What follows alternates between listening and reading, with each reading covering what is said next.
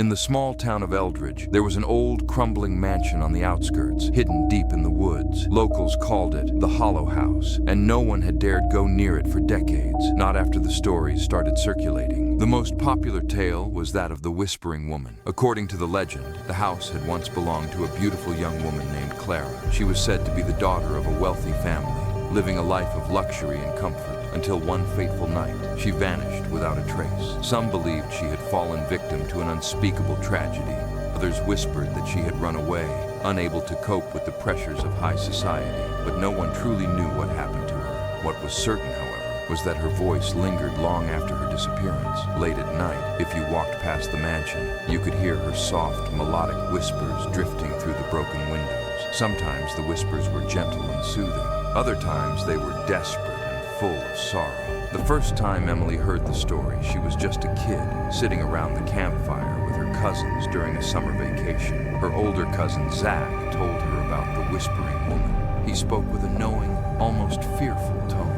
If you ever hear her voice, you have to run. The longer you listen, the stronger her pull becomes. If you stand there too long, you'll never leave. At the time, Emily had laughed it off, thinking it was just another spooky story designed to scare the little kids. But as the years passed, she found herself drawn to the Hollow House. It sat like a shadow in the forest, haunting her every thought. One autumn evening, when Emily was a teenager, she decided to prove that the story was nothing more than a myth. She gathered a few friends and set out to explore the mansion. The woods surrounding the house were dense and dark, and the path was barely visible. The air felt thick with tension, as though the trees themselves were watching them. The Hollow House loomed ahead, its dark silhouette barely visible in the moonlight. The front gate creaked as they pushed it open, and the rusted hinges screamed in protest. They made their way through the overgrown yard, each step punctuated by the sound of crunching leaves beneath their feet. As they stepped inside, the stale,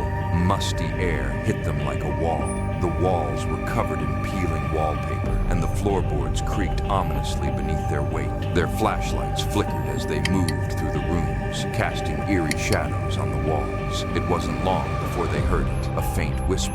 It started soft, almost inaudible. Emily's friends froze, looking at each other in confusion. The sound was too distant to make out, but it was undeniably there. Then it came again, clearer this time. "Help me." The voice was soft, fragile, like the wind itself. Emily's heart skipped a beat. Her instincts screamed at her to turn back, but something about the voice, the way it seemed to call to her, made her stay. The whispering grew louder as they ventured deeper into the house. It was coming from upstairs, from the darkened hallway at the end of a long corridor.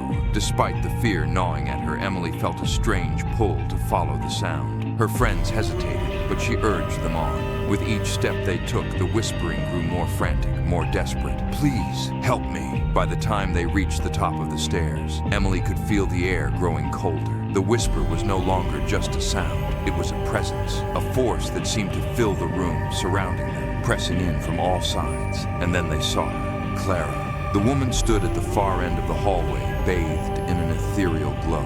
Her long, disheveled hair hung around her face, and her white gown fluttered despite the absence of wind.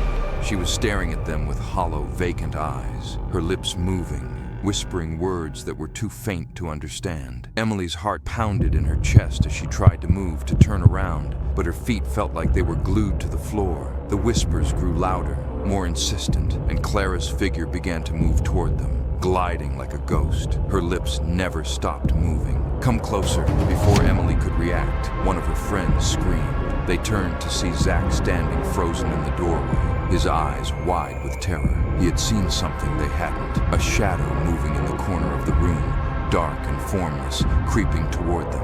That was the moment when Emily realized they were no longer alone. The room seemed to stretch and warp, the walls closing in around them. The whispers turned into wailing cries. "Help me!" "Come closer." They couldn't move, couldn't breathe, as if the very air was thick with the weight of the house's tragic past. With all her strength, Emily forced herself to look away from Clara's gaze, breaking the spell. She grabbed Zach's arm, and together they turned and ran. The others followed close behind, but it felt as if something was chasing them, something clawing at their heels. The house groaned and creaked, as though it were alive, as if it didn't want them to leave. They burst out of the front door and into the night, but the whispers didn't stop. Even as they ran through the woods, they could hear them fading into the distance. Help me. When they finally made it back to the safety of the town, they never spoke of it again. The hollow house was abandoned once more, but Emily knew the legend was true.